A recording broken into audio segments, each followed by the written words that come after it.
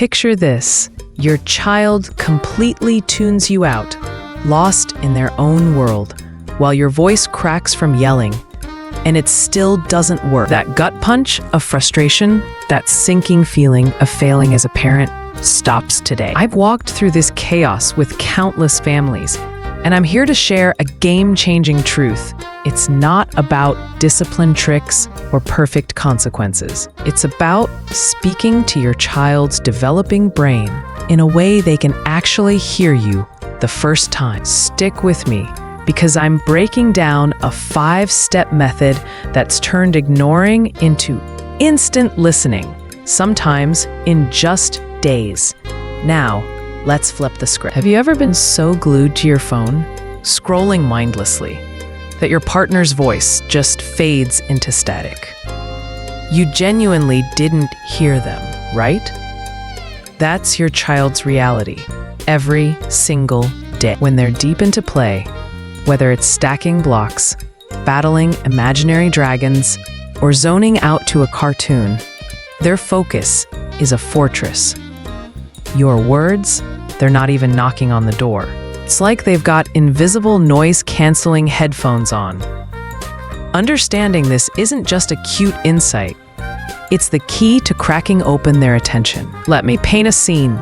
My own little one was once sprawled on the floor, orchestrating a toy car parade, completely oblivious as I called out it was time for dinner. I could have shouted till my throat burned, but I learned something better. I got down to their level, literally, crouching eye to eye. I touched their shoulder, said their name softly, and waited for those big eyes to meet mine. That split second of connection, it's magic. It's like unplugging those headphones and whispering straight into their world. Why does this matter so much? Because towering over them, barking commands can trigger a primal fear response: fight, flight, or freeze. Their brain shuts down, not tunes in. They're more likely to ignore, argue, or just freeze up. But meeting them where they are, physically and emotionally, signals safety. Research backs this up. A child's brain is wired to respond to non-threatening cues. An eye-level connection drops their guard. I've seen it shift dynamics overnight. Parents who felt invisible suddenly heard.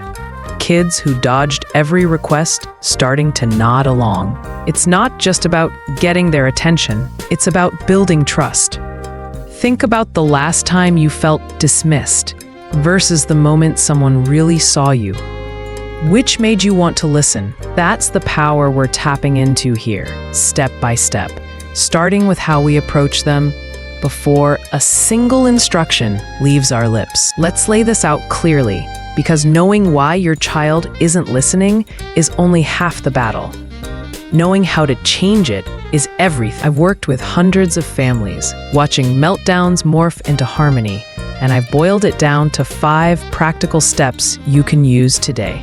First, the connection catalyst. Get down to their eye level. Touch their arm or shoulder gently, say their name, and wait for eye contact. This isn't just a cute gesture, it's neuroscience. A child's brain, especially under 5, is hypersensitive to perceived threats. Standing over them can spike cortisol, their stress hormone, making listening impossible. A 2018 study from the Journal of Child Psychology showed kids are 40% more likely to comply when approached at eye level versus from above. I remember a mom who'd hover over her 3-year-old, begging him to pick up toys, only to get blank stares. The day she crouched down, touched his hand, and waited for his gaze, he actually looked up and started stacking blocks. That's step 1's power. Step 2, the whiteboard match, is about how you give instructions. Kids' working memory, their mental whiteboard for holding tasks, is tiny compared to ours. Adults can juggle 5 to 7 steps. At 18 months, a toddler manages 1. By 2, maybe 2 related steps, like pick up the ball and put it in the basket. At 3, 2 unrelated steps. By 5, 3. Overload that whiteboard with a laundry list, like clean up, get shoes, grab your bag, let's go. And their brain crashes. They either do half or nothing at all. I've seen it firsthand. A dad rattling off a 5-step morning routine to his 4-year-old, only to find her still in pajamas, overwhelmed. When he switched to put on your shirt, waited, then now your pants, she followed through. Keep it short, specific, and positive. Say, walk inside instead of stop running. Why?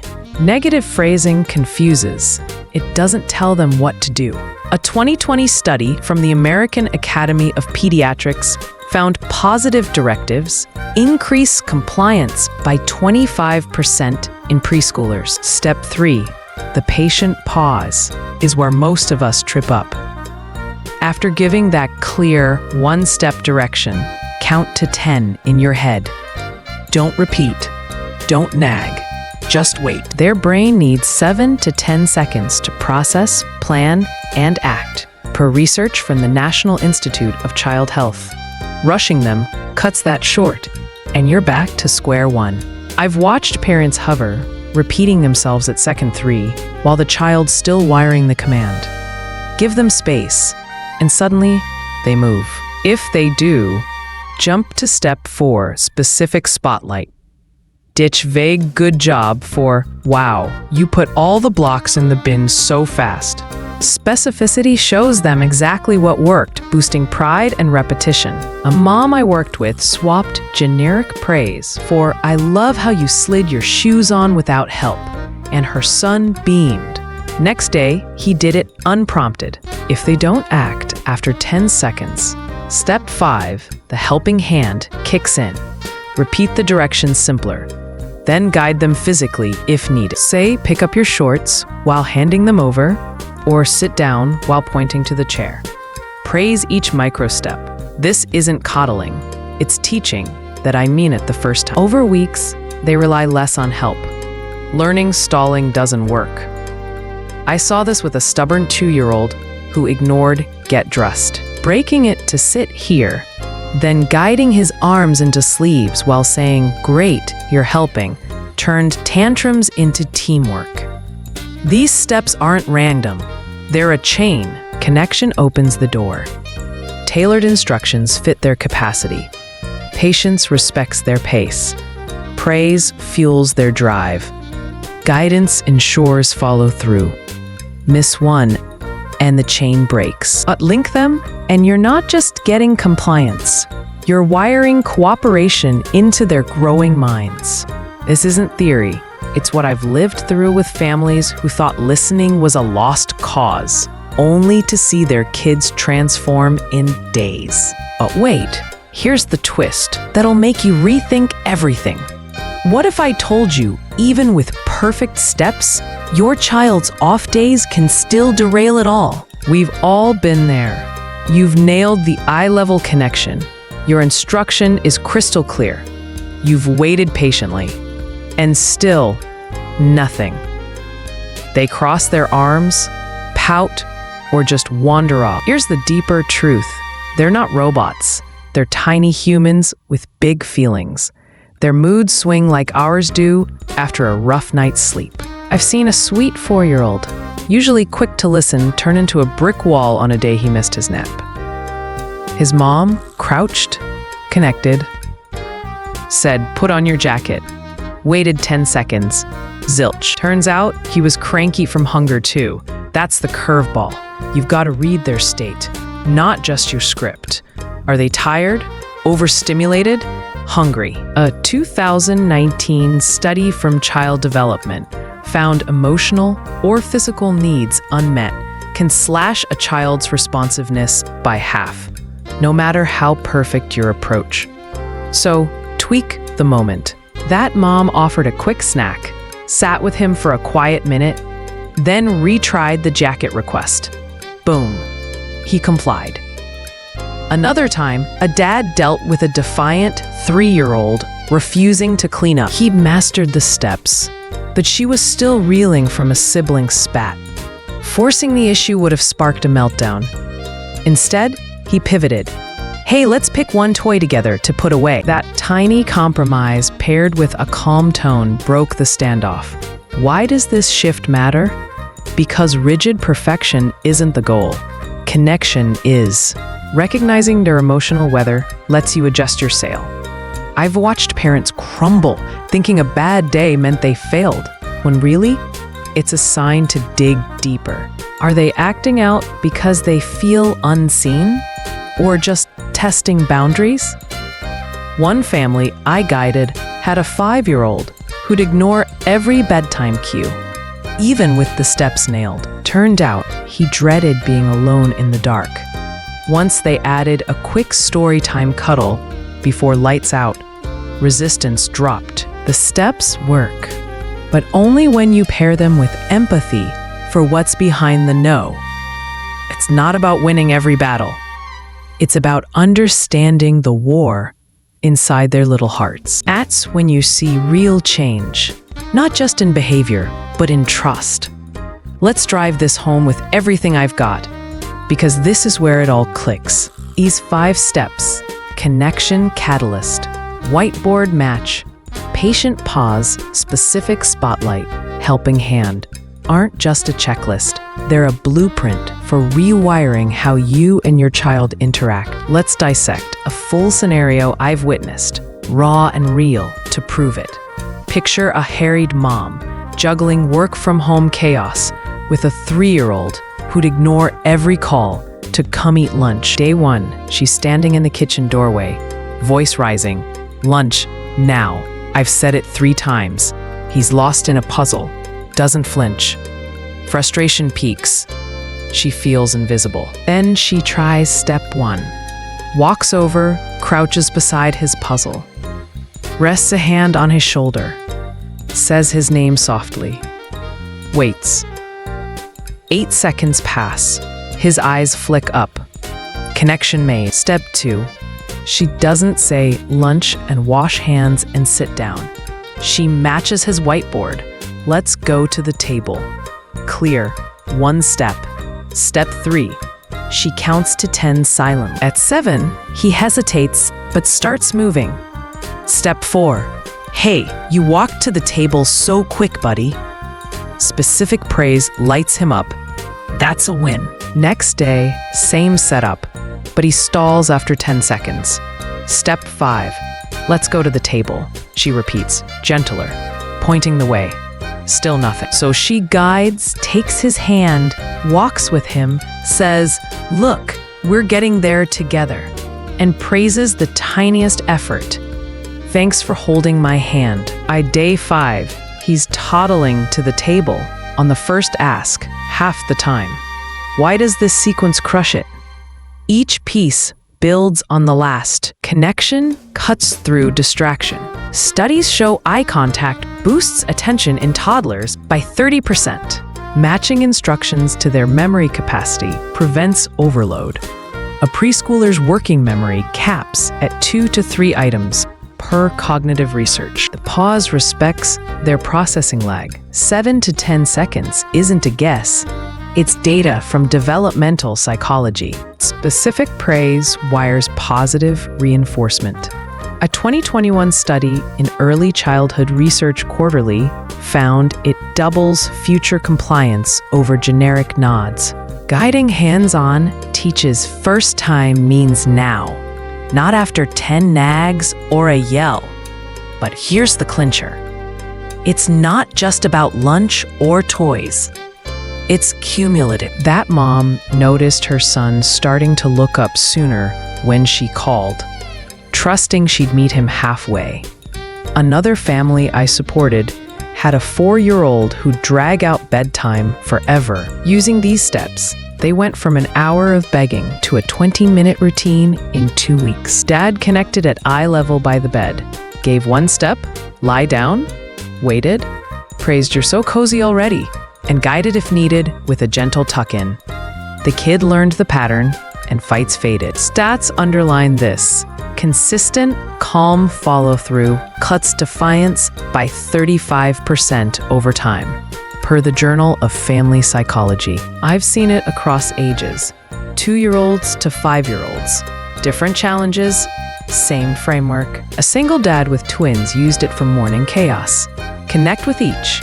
One-step tasks like grab socks, wait, praise, guide. Tantrums dropped from daily to rare. Why? Kids crave predictability, and this delivers. But it's deeper. Every step screams, "I see you," not as a problem to fix, but a person to reach. Yelling builds walls. This builds bridges. You're not just changing a moment, you're changing how they see your voice. That's the ultimate shift, from tuning out to tuning in. Not because they fear you, but because they trust you. Stick with this, even when it's messy, because the data, the stories, the transformations I've witnessed, they all say it works. Now, let's ease up for a second and laugh at ourselves, because parenting isn't all serious strategy. It's also those absurd, heart-melting moments that catch you off guard. Ever set up the perfect connection, crouched down, nailed the one-step ask, like put on your hat, waited 10 whole seconds, only to watch your toddler plop the hat on their stuffed bear instead? I've been there, biting my lip not to crack up, while my little one beams like they've solved world peace. "Bear's cold, gotta help," they insist. And suddenly, I'm not mad, I'm melting. Or the time a parent I guided shared how their 4-year-old, after a week of mastering pick-up blocks, decided to help by stacking them on the dog's back. Picture this, a bewildered pup wobbling under a Lego tower, while the kid claps, proud as punch. "Doggy's house," they declare. You can't script this stuff. It's the kind of chaos that reminds you why you're in this. Those quirky, unpredictable sparks of their personality shining through, even when they've missed the mark. And isn't that the real win? Not just getting them to listen, but seeing who they are while they learn. I've watched parents go from frazzled to chuckling over these detours, realizing a wrong move can still be right if it shows their kid's heart. Like the mom who asked her 2-year-old to sit at the table, waited, then found him sitting under it, giggling like he'd invented a game. She didn't scold. She crawled under too, whispering, "This is the best secret spot." That moment bonded them more than any perfect compliance could. It's these hiccups that ground us, reminding us to breathe through the steps, not bulldoze. I've seen a dad turn a refused brush teeth into a goofy monster teeth chase around the bathroom, brushing mid-laugh. By week's end, the kid asked for the monster game to brush. These aren't failures, they're detours with soul. So when your child puts socks on their hands instead of feet, or cleans up by hiding toys under your couch, let yourself grin. Snap a mental picture of that wild imagination before you gently guide them back. Because years from now, it's not the perfect mornings you'll remember. It's the hat-wearing bear and the under-table hideout. These are the stories that stitch your family together. Proof that even in the mess of teaching listening, you're learning love. So here we are, at the heart of it all. You don't have to yell to be heard. These 5 steps, connecting at eye level, matching their mental capacity, pausing with patience, praising specifically, and guiding with a helping hand, can turn chaos into calm. It's not overnight perfection, but it's real progress, rooted in how their brains work and how much they need to feel seen. Start small. Crouch down for that next request. Strip it to one clear step and watch what unfolds. You've got this. If you found a spark in these ideas and want more stories or tips to keep this journey going, hit that like, subscribe, and notification bell. Your support is the fuel that keeps me sharing. And hey, Since videos like this can vanish without warning, don't miss out. Join in now. One last thing. What's the wildest way your child has misunderstood a task? Drop it in the comments. I'm dying to hear your funny twists on this parenting ride.